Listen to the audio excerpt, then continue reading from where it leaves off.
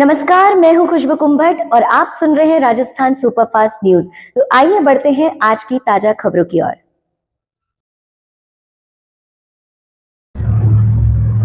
Rajasthan superfast news के लिए मैं आनंद कल्ला। बात वैशाख माह की और बहुत से महोत्सव चलते रहते हैं और इसी के तहत भगवान परशुराम जी के जन्मोत्सव का आयोजन भी 19 तारीख को जहां होने जा रहा है। लेकिन इस अवसर पर एक खास बात, जहां उपनयन संस्कार की बात आती है, जनेऊ संस्कार की बात आ रही है और उसके लिए भी एक बड़ा भव्य आयोजन और सर्व ब्राह्मण के लिए होने जा रहा है और वह भी निःशुल्क। बिल्कुल, जहां सोमया जी की बात करते हैं, अग्निहोत्री जी की, उनके पट शिष्यों में जहां नवरत्न जी की बात आती है और वे बिल्कुल जिस तरीके से निरंतर धर्म पालन के कार्य में लगे रहते हैं और इसी के तहत अब जब एक इस तरह के आयोजन की बात हो रही है और वह भी Shri Sumer Pushtikar senior secondary school के अंदर, किस तरीके से यह उपनयन का संस्कार, जनेऊ संस्कार जितने लोगों के लिए हो रहा है, निःशुल्क हो रहा है, किस तरीके से हो रहा है, किनके सहयोग से हो रहा है, हम बिल्कुल ऐसी ही जानकारी प्राप्त करना चाहेंगे। जहां अग्निहोत्री जी के रूप में हमारे साथ नवरत्न जी। नमस्कार। नमस्कार। हाँ, ये उपनयन संस्कार इस वैशाख शुक्ला तृतीया 20 तारीख को सोमवार को श्री सुमेर पुष्टिकर स्कूल जालूर गेट के अंदर हो रहा है। ये बिल्कुल निःशुल्क यज्ञोपवीत संस्कार है। इसमें सर्व ब्राह्मण, इसमें कोई ऐसी नहीं रखा कि वो ब्राह्मण हो, सभी ब्राह्मण के लिए, क्योंकि परशुराम सर्व ब्राह्मण के हमारे अधिष्ठाता रहे हैं, तो ब्राह्मणों को परिलक्षित करने वाले परशुराम जी महाराज, इन्हीं के सानिध्य समझ लो, उन्हीं के उपलक्ष्य में ये सामूहिक यज्ञोपवीत संस्कार श्री संस्कृति समृद्धि संस्थान, श्री ईश्वरानगिरी वैदिक गुरुकुल संस्थान और श्री सुमेर पुष्टिकर एजुकेशन ट्रस्ट के संयुक्त तत्वाधान में हो रहा है। उपनयन संस्कार ब्राह्मणों के लिए सबसे सर्वोपरि संस्कार है। आजकल क्या हो गया कि इन संस्कारों का, पहले तो षोडश संस्कार बराबर होते थे, द्विजातियों में होते थे सभी। द्विज में का मतलब है ब्राह्मण, क्षत्रिय, वैश्य इत्यादि, तो हर एक में होते थे। लेकिन अब तो लोप हो गया, ब्राह्मणों में भी लोप होने लगा, क्योंकि इसको एक खर्चालू माध्यम बना दिया। कभी कोई कहते हैं भाई विवाह के समय पर करेंगे, या कोई किसी के घर में कोई आयोजन होता है तो उसके साथ साथ में उपनयन कर देते हैं, तो वो आयु भी बीतती जाती है। ब्राह्मणों के ये संस्कार, उपनयन संस्कार अति आवश्यक संस्कारों में से एक है।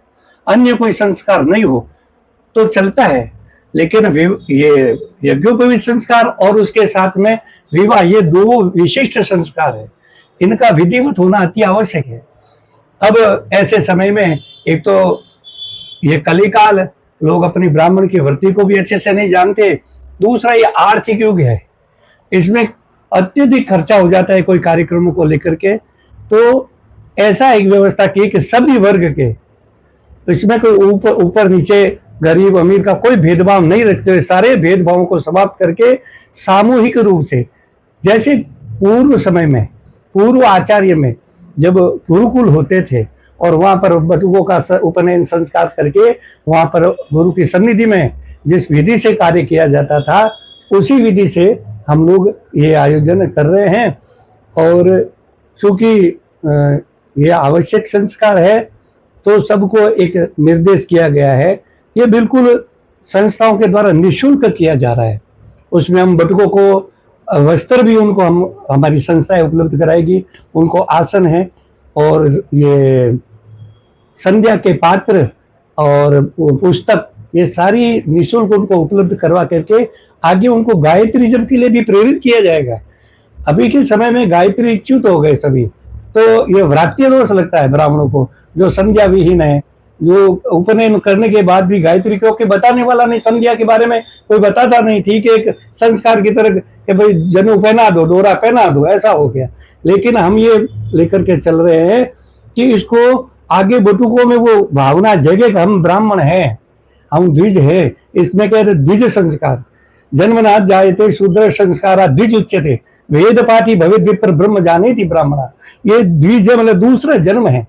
जन्मजात से बालक हमेशा जो है वो उसे शूद्र वर्ण में ही रहता है। जब तक ये उपनयन संस्कार नहीं हो तब तक हमारे यहाँ कहते भी है कि भाई जनेऊ डाली और बाद में ब्राह्मण होता है। जनेऊ डाली तब ब्राह्मण बन गया, अब ये ब्राह्मण भोजन कर सकता है। तो ब्राह्मण की जो उसकी उपमा बनेगी, उसमें ब्राह्मण तो जागे, उस भावना को लेकर के ये सारी संस्था, हमारे जो सहयोगी ओम श्री राम जी महाराज और अमित जी और भी कई लोग हैं जो इसमें जुड़ करके दिन रात मेहनत करके इसका आयोजन कर रहे हैं। बड़े सुंदर ढंग से इसका आयोजन करेंगे। पहले दिन जो है 19 तारीख को रातानाडा गजानन जी जाएंगे सब जो साधक लोग, और वहाँ जाकर के गणपति को विधिवत मना करके लेकर के आएंगे। उस दिन उनका पूजन विधिवत करेंगे सांगोपांग। और अगले दिन जो प्रातः काल है 7 बजे से एक जो आए हुए हैं बटुक करीब 45 से 50 के मध्य में बटुक और आ रहे हैं, तो जो आ जाएंगे उन सब का हम स्वागत करते हैं और भी ऐसी अपेक्षा करते हैं कि आवें और इसका लाभ उठावें। इच्छा है सब संस्था वालों ने बैठ करके ऐसी बनाई है कि हर वर्ष इसको इसी विधान से करें और उत्तम तरीके से करें। तो ये अभी पहले पूर्व में बहुत साल पहले यहाँ पर हुआ करता था। शिवजी महाराज और पुरुषोत्तम जी जो हमारे हाकम साहब, इन सब ने मिलकर के ये हमारे पुष्टिकर से शुरुआत की थी। बाद में उपनयन हमारे आश्रम में गुरु महाराज श्री सोमदत्त जी अग्निहोत्री जी महाराज उनके सानिध्य में सोनम को निरंतर कई वर्षों से होता आ रहा है, अभी भी होगा। और उन्हीं की प्रेरणा से श्री सोमदत्त जी महाराज हमारे गुरु महाराज की प्रेरणा से ही इस आयोजन को हम और कई लोगों के आग्रह से इसको इस वैशाख सुद तृतीया को हम करने जा रहे हैं सभी। और आप लोगों से भी अनुरोध है कि आगे से आगे इसका प्रचार हो तो अच्छा कार्यक्रम है। एक छोटी सी और बात कि उपनयन की जब बात आती है, संस्कारों की बात आती है, संस्कार में प्रमुख संस्कार की बात आती है, तो ये जो उम्र जो इसके लिए निर्धारित है वो क्या है? हाँ, ये आपने बहुत अच्छा प्रश्न किया है। वैसे ब्राह्मण का उपनयन जो है 10 वर्ष तक, 8 से 10 वर्ष तक में हो जाना चाहिए, और उसके बाद में भी अगर बढ़े तो 16 वर्ष की आयु तक उपनयन संस्कार हो जाना चाहिए, नहीं तो भ्रातृ दोष लगता है। लेकिन क्योंकि लोगों में जागरूकता नहीं है, इस प्रकार के आयोजन नहीं होते हैं, तो वो क्या करते हैं, उसकी उम्र को व्यतीत कर देते हैं। तो इस बार तो हम सभी को ले रहे हैं कि भाई सब जो भी आ रहे हैं, क्योंकि बगैर उपनयन के भी उनका दोष लगता है, तो हम उसका प्रायश्चित करते हुए, क्योंकि कई पर ब्राह्मण बैठ करके, हमारे कई ब्राह्मण बैठे हुए हैं मंदिर से, हरिहर जी महाराज का स्थान है गीता आश्रम, वहाँ बैठ करके इसी कार्यक्रम के सिलसिले में वो 1.25 लाख गायत्री पुरस्चरण कर रहे हैं इस कार्यक्रम के लिए, ताकि कोई प्रायश्चित हो उसका निवारण हो जावे। वो गायत्री पुरस्चरण वहाँ चल रहा है, पूरा 1.25 लाख होएगा वहाँ पर, तो इसी कार्यक्रम के सिलसिले में। तो आयु की सीमा तो ये निर्धारित है, 16 वर्ष तक तो होना ही चाहिए। फिर भी अभी कलयुग है, तो अगर कभी भी आवे तो उनका करना जरूरी है। देखो ये नहीं तो फिर लुप्त हो जाएगा। अगर अभी से बंधन लगा देंगे तो फिर लोग कहेंगे भाई ठीक है, हम तो नहीं हुआ तो नहीं हुआ, नहीं तो हम किसी प्रकार से करके अपने इस वर्ण में, अपने आश्रम में वर्णाश्रम धर्म का पालन विधिवत कर सके, उसी प्रयास के लिए हम लोग प्रयासरत हैं। बिल्कुल। एक और छोटा सा सवाल कि जहाँ यज्ञोपवीत की बात आती है, जनेऊ की बात आती है, तो वहाँ उसका वैज्ञानिक और धार्मिक दोनों ही महत्व, थोड़ा सा वैज्ञानिक महत्व कि ये जनेऊ धारण करने के पश्चात किस तरीके से मानव को परिवर्तित कर देता है। हाँ, इसका ये आपने बहुत अच्छा कहा है। देखो 3 प्रकार के प्रभाव पड़ते हैं कोई भी कार्य के। एक होता है आदि दैविक, एक होता है आदि भौतिक, और एक होता है आध्यात्मिक, आदि आत्मिक। ये 3 प्रकार से हर एक चीज का अर्थ भी बनता है और प्रभाव भी बनता है। तो ये जनेऊ है। अब यज्ञोपवीत, यज्ञ के द्वारा जो पवित्र किया हुआ ये धागा, अब इसमें क्या होता है, जब वो धागा पहनने के बाद में गायत्री मंत्र उपदेश किया जाता है, उस गायत्री मंत्र का ही यह प्रभाव है। सूक्ष्म में बताता हूँ, ज्यादा विस्तार तो बहुत लंबा है, लेकिन उसका प्रभाव क्या है कि ये गायत्री, ये माता जो कि सूर्य से संबंधित है, तत्सवितुर, वो सूर्य जो ऊर्जावान है, जो ऊर्जा देता है, ओज देता है, उसकी शक्ति से पूरा जगत चलायमान है। सूर्य आत्मा जगतस्तुखस्य, सूर्य ही जगत की आत्मा है। तो जब उस ऊर्जा से जुड़ता है, तो आप वैज्ञानिक तरीके से इसे समझो कि जैसे धूप में बैठने से शरीर गर्म होगा, जो विटामिन डी लेता है कि नहीं लेता है, उसी प्रकार से जब उपनयन संस्कार, उपनयति संस्कार का क्या, 2, एक तो यज्ञोपवीत नाम है, एक उपनयन। उपनयति, उप मतलब पास में जाना, किसके पास में, गुरु के पास में जाना, ये वेदारंभ का कार्य है। तो वैज्ञानिक रूप से जब ये धारण किया जाता है तो इसकी जो धागे को जो पवित्र करके उस पर अभिमंत्रित करके देवताओं का 3 ब्रह्मा विष्णु महेश ग्रंथि के मध्य में अग्नि आदि 9 तंतु देवता, 9 देवता अग्नि आदि इंद्र वरुण इत्यादि ये देवता 9 तंतुओं में इसका बनाने के बड़े विधान है। ये वैज्ञानिकता से बनता है। मनुष्य के शरीर में नाड़ियां, मनुष्य के शरीर का जो हिस्सा है ऊपर से नीचे तक उसके जो नाप है वो छिन्नु कहलाते हैं, है ना।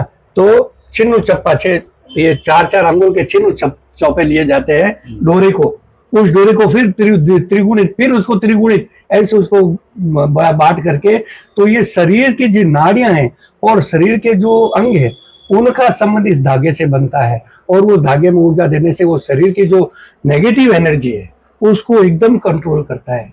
व्यक्ति में पॉजिटिव एनर्जी आती है, उसकी बुद्धि का स्तर चढ़ जाता है। ये एक वैज्ञानिक इसका आधार है। और आत्मिक तो है, अपने आत्म कल्याण के लिए, अपने कुटुंब का कल्याण के लिए, पितरों का कल्याण करने के लिए उपनयन आवश्यक है। आप ब्राह्मण भोजन के लिए जब तक आप अधिकारी नहीं हो, जब तक आप उपनयन नहीं हुआ, तो देवताओं तक कोई हव्य और पितरों तक कोई कव्य पहुंचाना हो तो ये उपनयन, ये उपवीत होना आवश्यक है। बहुत बहुत धन्यवाद। बिल्कुल देख सकते हैं आप कि जहाँ वैज्ञानिक, धार्मिक, हर दृष्टि से इसका महत्व, और उसको अगर व्यक्ति अगर समय रहते धारण कर लेता है तो निश्चित रूप से जहाँ संस्कारों की बात आती है वो सारे संस्कार अपने आप स्वतः ही होते चले जाते हैं। बिल्कुल ऐसी जानकारी के साथ हम आपके साथ जुड़े रहेंगे।